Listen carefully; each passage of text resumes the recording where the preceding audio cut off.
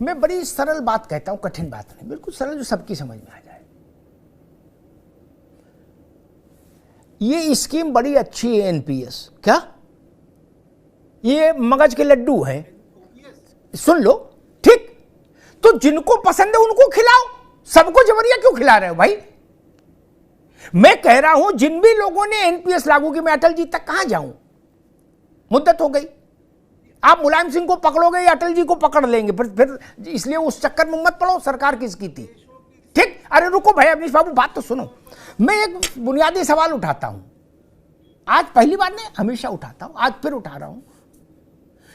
आप एनपीएस बहुत चतुर योजना है, बड़ा ब्रेन लगा है, बहुत जय जयकार हो जाएगा, वैकुंठ धरती पर आ जाएगा, स्वागत है। आप लाइए वैकुंठ धरती पर, एनपीएस से सोने की खदान पैदा करिए, सोने का हिमालय खड़ा करिए, स्वागत है। विजय बंधु को, हरकिशोर तिवारी को यह गारंटी दे दीजिए कि एनपीएस से हमको 200% आय होगी, लेकिन हम आपको आपकी सैलरी का 85% देंगे, ये दे दीजिए गारंटी। बाकी जो एक्स्ट्रा कमाए आप वो आप रखो, क्या सरकार रखे, और ज्यादा हो तो उससे सांसदों का भत्ते और बढ़ा दो, कोई दिक्कत नहीं देश में। ये तो इतनी कह रहे कि 50% की गारंटी ले लो। और ये बात आप हाई कोर्ट और सुप्रीम कोर्ट के जजों को नहीं समझा पाए अवनीश जी, जो दुनिया का फैसला करते हैं, उनसे ज्यादा दिमाग वित्त सचिव के पास तो नहीं है, ना कार्मिक सचिव के पास है। क्या सबके दिमाग का लेवल अपना अपना अलग अलग। अरे भाई सुन तो लो, अरे लेवल मतलब नहीं है, मुख्यमंत्री हो, प्रधानमंत्री हो, सबका इजलास अदालती है ना मित्र। आप बाबू की बात कर रहे हो, उनको क्यों नहीं समझा दिया कि जज साहब ये एनपीएस बिल्कुल समझ लीजिए कि कौस्तुभ मणि है। क्या उनको तो समझ नहीं आया, और सब सरकारों ने कहा कि ठीक है भाई जजेस को पुराने में रखेंगे। मैं यही समझना था, आपके पास एनपीएस अलादीन का चिराग लग गया, सरकार उससे लाभ कमाए, ये लिख के सरकार दे दे कि अगर किसी स्थिति में एनपीएस डिप करता है तो सरकार भरपाई करेगी और कर्मचारी उससे प्रभावित नहीं होगा। इतनी सरल सी बात है अवनीश जी। नहीं, देखिए, कोई योजना शुरू की गई और योजना का इम्प्लीमेंटेशन अगर गलत हो गया तो निश्चित तौर पर इस योजना में खामियां ही खामियां आपको नजर आती हैं। और मुझे ऐसा लगता है कि जब ये इम्प्लीमेंट हुई और उसके बाद जब उसमें खामियां, इतनी सारी खामियां दिख गई, तो जब तक हम उसको बिल्कुल ठीक करके नहीं दिखा पाएंगे लोगों को, चाहे हमारे कर्मचारी भाई बंधु हो, चाहे वो कोई बंधु हो, जब तक हम उसको ठीक करके नहीं दिखा पाएंगे तब तक वो ऐसे ही अनरेस्ट बना रहेगा। और मैं तो ये कहता हूं कि जैसे जिन प्रदेशों में कांग्रेस की सरकार बन गई, उन्होंने कहा हमने ओपीएस लागू कर दिया। ओपीएस लागू करने के बाद उनकी स्थिति ये बन रही है, उनकी स्थिति ये बनती हुई नजर आ रही कि वो वर्तमान का वेतनमान भी नहीं दे पा रहे हैं। 7th पे कमीशन देने के बाद हम आज उत्तर प्रदेश में 8वें पे कमीशन की बात कर रहे हैं कि हाँ आगे चल के 8वां पे कमीशन आएगा, और पश्चिम बंगाल में अभी 5th के पे कमीशन पे ही कर्मचारी काम कर रहा है। तो ऐसी बहुत सारे विषय हैं। मुझे लगता है आपका दर्द भी ठीक है, मेरा दर्द भी यही है कि हमारे विजय जी और सब लोग संतुष्ट रहें, सरकार की नीतियों से संतुष्ट रहें। हरकिशोर जी को ऐसा लगना चाहिए कि सरकार उनके लिए काम कर रही है, और निश्चित तौर पर सरकार कर्मचारियों के भले के लिए काम करती है। ऐसी कोई सरकार नहीं होती जो चाहे कि हमारे अपने लोग, उनका भला ना हो पाए। हम लोग भी इन्हीं के साथ हैं। लेकिन निश्चित तौर पर ये जो योजना एक बनी थी, पूरी चर्चा करने के बाद योजना बनी थी, सभी प्रदेशों ने इस योजना को अंगीकृत किया था, और उत्तर प्रदेश को नहीं करना था तो मुलायम सिंह जी की सरकार थी उस समय, नहीं करते, जैसे पश्चिम बंगाल ने अभी तक नहीं किया है। तो और जब किया ही था तो उस योजना को पूरी तरह से अपने यहाँ लागू करते। योजना को आधा अधूरा लागू करने के बाद आपको लगा कि यार अवनीश जी रुकिए, उपयोग कर लें। मैं अब विजय बंधु के पास आऊं उससे पहले एक बात कहूंगा। मैं ऐसे तर्कों से बड़ा खिन्न हो जाता हूं। 2 दशक हो गए अभी तक योजना गोदी में ही है, बोले इसका क्रियान्वयन ठीक कर रहे हैं। गजब बात करते हो यार, ऐसे मिस्त्री को तो निकाल ही देना चाहिए जो 3 दिन से फ्यूज ठीक कर रहा, फ्यूज ही नहीं जोड़ पा रहा, कर अब इसमें तार गलत लग गया। क्या बात है? 20 साल हो गए, वाजपेयी के समय में लागू हुई थी, स्वीकृत हुई थी योजना, आज तक नहीं, उसकी व्यवस्था नहीं बन पाई।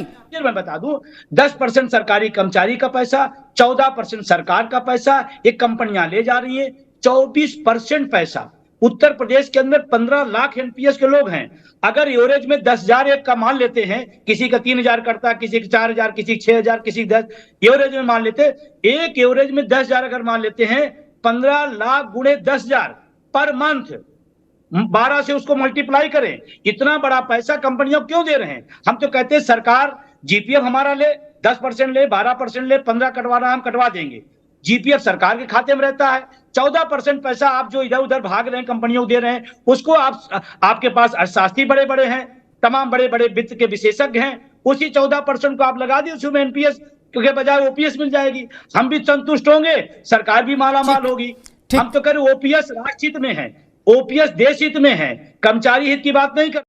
दोस्तों, जैसे कि आपने देखा कि यूपीएस और एनपीएस के विरोध में और पुरानी पेंशन को लिए पूरी तरह से संघर्ष जारी है। और जैसे कि आपने इस डिबेट में देखा दोस्तों, जो अमिताभ अग्निहोत्री जो पत्रकार है वह हमेशा से पुरानी पेंशन की मुद्दा को उठाते रहते हैं। सिर्फ पुरानी पेंशन ही नहीं, इसके अलावा कर्मचारियों की तमाम प्रकार की जो उनका अधिकार है वे अपने न्यूज चैनल के माध्यम से उठाते रहते हैं। दोस्तों, इससे पहले भी वे ओपीएस को लेकर के, रेलवे के निजीकरण के लेकर के, 8वां वेतन आयोग को लेकर के और कर्मचारियों को मिलने वाले महंगाई भत्ता डीए को लेकर के, 18 महीना के डीए एरियर के लेकर के, इन सारी मुद्दा को लेकर के अमिताभ अग्निहोत्री जी हमेशा अपनी बात उठाते रहते हैं चैनल के माध्यम से और सरकार तक कर्मचारियों की आवाज को पहुंचाते रहते हैं। दोस्तों, जैसे कि देखें आपकी बीजेपी का जो एमएलसी है और विजय कुमार बंधु जी है, उनमें पुरानी पेंशन को लेकर के खूब घमासान हुआ, खूब बहस हुआ। दोस्तों, विजय कुमार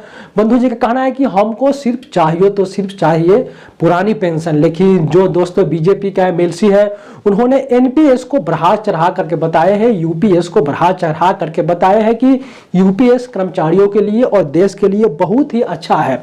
दोस्तों, जैसे विजय कुमार बंधु जी बता रहे हैं कि हमको पुरानी पेंशन देना पूरी तरह से संभव है। सरकार जो 14% अपना अंशदान देती है वह 14% हमको नहीं दे और उसी 14% का हमको पुरानी पेंशन दे दिया जाए। हमको जो 10% हमारी एनपीएस से काटता है उसको हम 12% या 15% भी जीपीएफ के रूप में कटवा सकते हैं, लेकिन कर्मचारियों को सरकार उनकी पुरानी पेंशन देना चाहिए। इस प्रकार की दोस्तों पूरी तरह से बहस हुआ।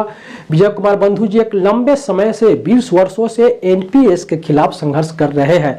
जब एनपीएस आया तो उस टाइम यह बताया गया कि एनपीएस में बहुत पैसा कर्मचारियों को मिलेगा, बहुत ही अच्छा स्कीम है, लेकिन जब उसका दुष्परिणाम आना शुरू हुआ तो अब सामने आया और अब अधिक तरीके से एनपीएस का विरोध होने लगा। उसी प्रकार से दोस्तों यूपीएस को बढ़ा चढ़ा करके बताया जा रहा है। आने वाले समय में यूपीएस का तो अभी से ही विजय कुमार बंधु जी विरोध करने लगे हैं। वे बोल रहे हैं कि यूपीएस एनपीएस से भी बड़ा घातक है। तो दोस्तों आपने देखा, इससे भी विजय कुमार बंधु जी इससे भी बड़े बड़े संघर्ष करने के लिए तैयार है। वे बताए हैं कि हमारा संघर्ष हूबहू ओपीएस के लिए जारी रहेगा। उनका कहना है कि जो बड़े बड़े यूनियन और फेडरेशन है जो जाकर के प्रधानमंत्री जी के साथ यूपीएस पे जाकर के सिग्नेचर करके आ गए, उसको ऐसा नहीं करना चाहिए, उनको हूबहू ओपीएस की मांग करना चाहिए। खैर दोस्तों, एनएमओपीएस भी पुरानी पेंशन के लिए वर्षों से संघर्ष कर रही है और बड़ी मात्रा में कर्मचारियों का एक यह बहुत ही बड़ा संगठन है। जैसे कि रामलीला मैदान में पिछले बार की भीड़ आपने देखी होगी, तो दोस्तों उससे भी बड़ा भीड़ एनएमओपीएस और भी एनसीएन भोगी कर्मचारी के जो संगठन है उनके माध्यम से उनसे भी बड़ा बड़ा आंदोलन तक करने की तैयारी में जुटे हैं। और विजय कुमार बंधु जी ने आह्वान किया है कि हमको अगर चाहिए तो सिर्फ ओपीएस ही चाहिए, हमको नहीं यूपीएस चाहिए, नहीं एनपीएस चाहिए, हमको हूबहू ओपीएस के लिए हम संघर्ष कर रहे हैं। इससे पहले भी दोस्तों उन्होंने लखनऊ में एक बड़े आंदोलन की तैयारी किए थे। आने वाले समय में भी दिल्ली के रामलीला मैदान में, जंतर मंतर पे और भी बड़े बड़े जो भी रेलवे का जहां जहां मुख्यालय है, बड़े बड़े सिटी है, सभी की राजधानी में एनएमओपीएस के बैनर तले पुरानी पेंशन को लेकर के संघर्ष किया जा रहा है। दोस्तों आने वाले समय में जरूर सरकार पर दबाव बनेगी और आने वाले लोकसभा चुनाव से पहले जरूर पुरानी पेंशन की सौगात कर्मचारियों को दिया जाएगा। दोस्तों यही अपडेट था दोस्तों। इसी प्रकार की अपडेट के लिए आप हमारे साथ बने रहे। पुरानी पेंशन कर्मचारियों की सभी प्रकार के मुद्दा को हम उठाते रहते हैं, हमारे साथ जुड़े रहे दोस्तों। बहुत बहुत धन्यवाद। जय हिंद, जय भारत, जय ओपीएस।